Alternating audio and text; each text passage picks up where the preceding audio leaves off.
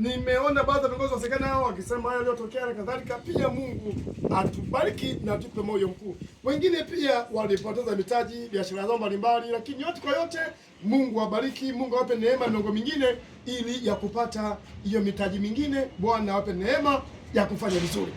Na yote kwa yote, naomba pia nimpongeze mzee wangu mchungaji Kitime. Mchungaji Kitime huyu ni katibu wa kanisa huu ni wa baraza la TEC. Nimpongeze. Amekuwa ni sehemu ya baraka sana. Amekuwa ni mtumishi bora kabisa. Anazungumza kwa lengo ambalo ni jema katika moyoni mwake. Nina kila sababu ya kumpongeza kwa yote anayozungumza. Amekuwa kama sauti ya Tanzania kwa namna moja au nyingine, kwa jinsi wanavyodhani ni watu wengine. Lakini sema kwamba Mungu akubariki sana mchungaji au Padri Kitime au Padri Kitime. Mungu akubariki sana kwa maneno mengi yako, yamekuwa ni faraja kwa upande wa serikali, yamekuwa ni faraja kwa Tanzania. Mungu akubariki. Lakini pia naomba nishauri, lakini pia hata siku leo nilimuona mtumishi wa Mungu mzee wangu mzee Warioba. Huyu amekuwa waziri mstaafu wa Jamhuri ya Muungano wa Tanzania.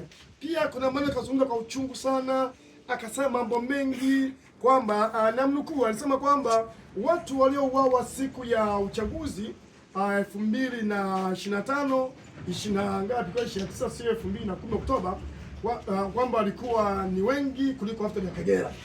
Sasa basi hapa naomba nifundishe jambo la busara na niombe kitu kimoja kizuri. Taifa letu limepita mapito mengi.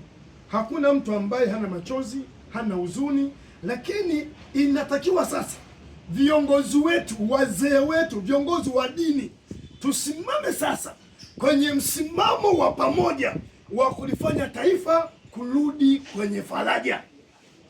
Hivi leo mtu aliyefiwa na mtoto wake ukaendelea kumzungumzia habari ya msiba wa mtoto wake, ataendelea kuwa na maumivu, na ile maumivu muda mwingine yataleta chuki hata kwa Mungu mwenyewe, kwamba Mungu mambo unaruhusu.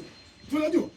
Lakini pia serikali nimeona kwa namna moja au nyingine inapambana sana ili kufanya namna gani ya kupata suluhisho la jambo hili. Nimeona pia kuna tume imeundwa ya jambo hilo. Mimi ningefikiri kwa kipindi hiki viongozi wa dini, Waislamu kwa Wakristo, hebu tuwe kitu kimoja kwanza, ili tuilinde amani yetu, tuimize amani yetu, ili Watanzania tusimame kwenye umoja. Ile tume ambayo pia imetengenezwa ili kufunza mambo haya, tusubiri pia majibu yake. Majibu watatuletea majibu gani? Mmepata tuli? Sasa majibu ambayo atakuja kama ni tofauti na mtazamo wa Tanzania wote, tuna kila sababu ya kuhoji, ya kulalamika, kutoa maoni hayo. Ila kipindi hiki tunapokwenda kusherekea siku ya Christmas, mimi niombe viongozi wa dini zote tusimame kuwa washiriki wa kushiriki kwa ajili ya kuitunza amani ya nchi yetu. Na kama mnavyoona mambo mengi yametendeka, mambo yamezungumzwa mbalimbali, sikuwahi kuzungumza chochote.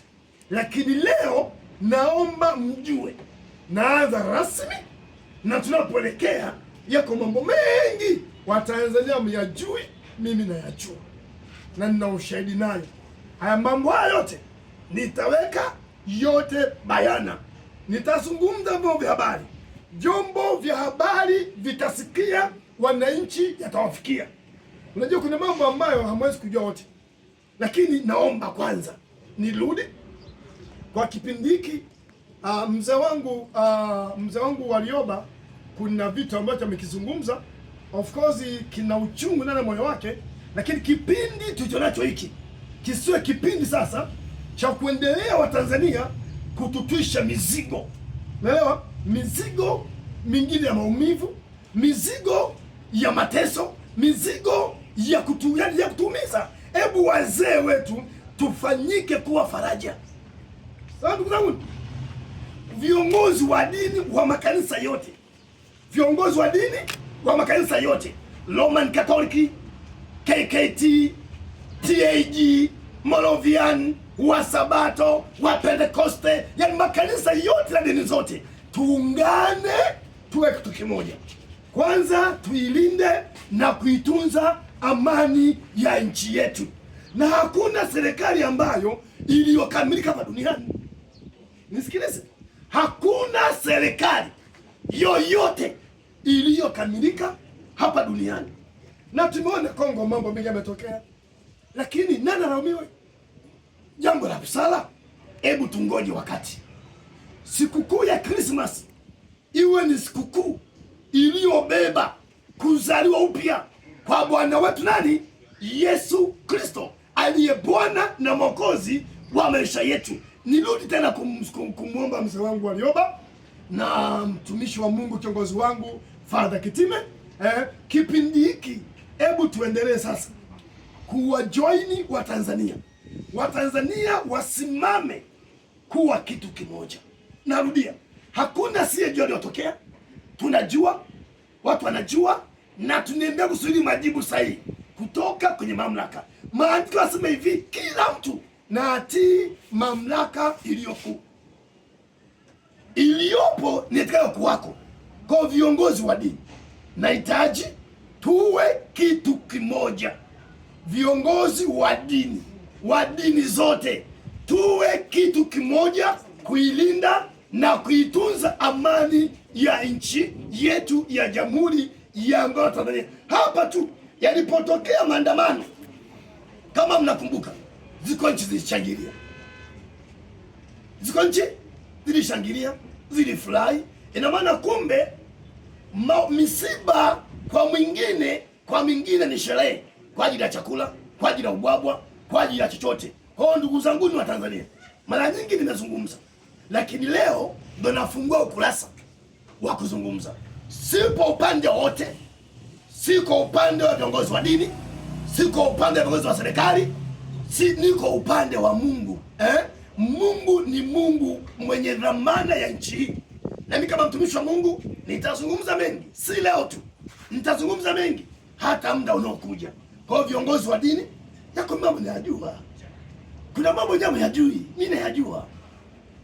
Na kama maumivu, wengi tumeumia, wengi wameumizwa, lakini tusichukulie kama fimbo sasa ya kuendelea kuhamasishana uchungu. Tunakumbushana maumivu, tunakumbushana matatizo. Hapana, tunatakiwa sasa hivi tuijenge na tusimamia muhimili wa amani ya nchi yetu. Unajua haki huinua taifa, pasipo haki taifa inaangamia.